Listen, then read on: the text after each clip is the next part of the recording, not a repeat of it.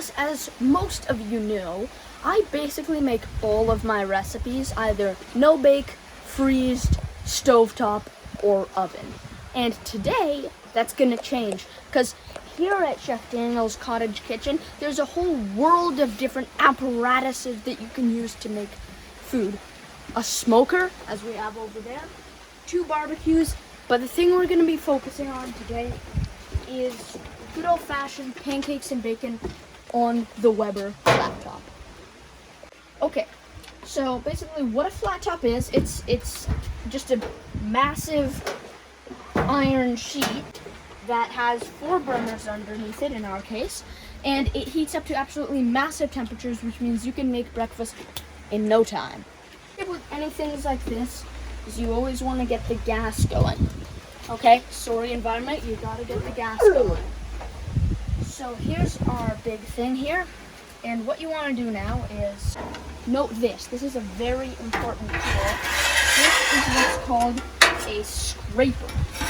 And what the scraper does is it helps you with distributing stuff like butter and canola oil evenly. There you can see all 4 burners going down there. All 4 burners. So now what I'm doing is I'm taking a little bit of canola oil, enough to, of course, cover this, and then just doing that. Then this is super satisfying.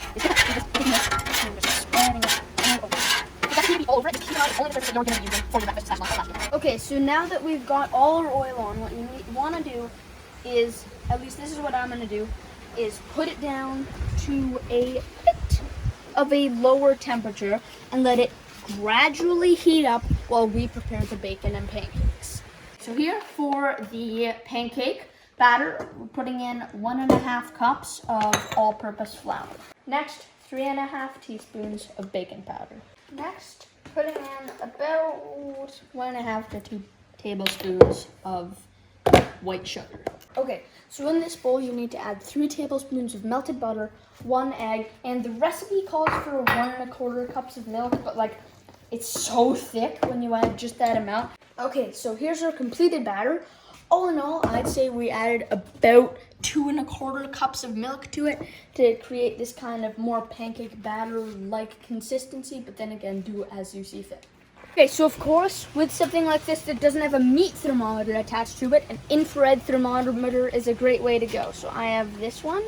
Just kind of put your dot right where you're going to be cooking your pancakes. Mine's at 366, where I'm going to be cooking my pancakes, and 362, where I'm going to be cooking the bacon.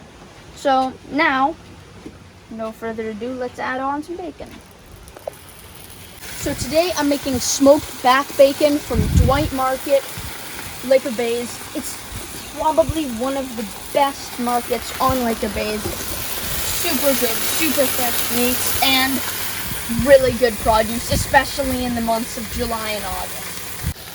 I can tell you with 100% confidence that no pan in your kitchen is ever going to be able to get up to 413 degrees, which means it is officially time to start making our pancakes. Okay, so of course, because it's a massive flat iron, you can cook multiple pancakes at once, which is exactly what I intend to do today. Okay, so now you need to flip your bacon. Holy cow, a lot of splattering. They don't make splatter guards that are 2 feet long, do they? Aunt Jemima, I got the Aunt Jemima.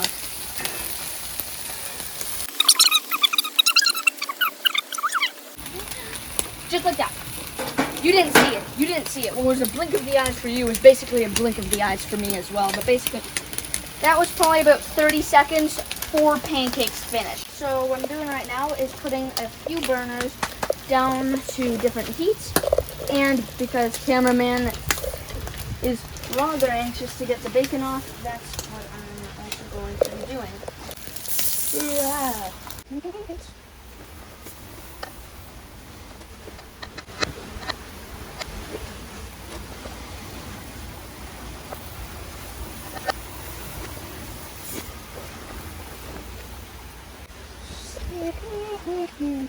Now to eat. And this is gonna have to be a quick one, so before the pancakes cool down. But basically, here are our 2 pancakes. Look at how evenly cooked they are. And of course the back bacon, which is also perfectly cooked. So, okay, so now to eat.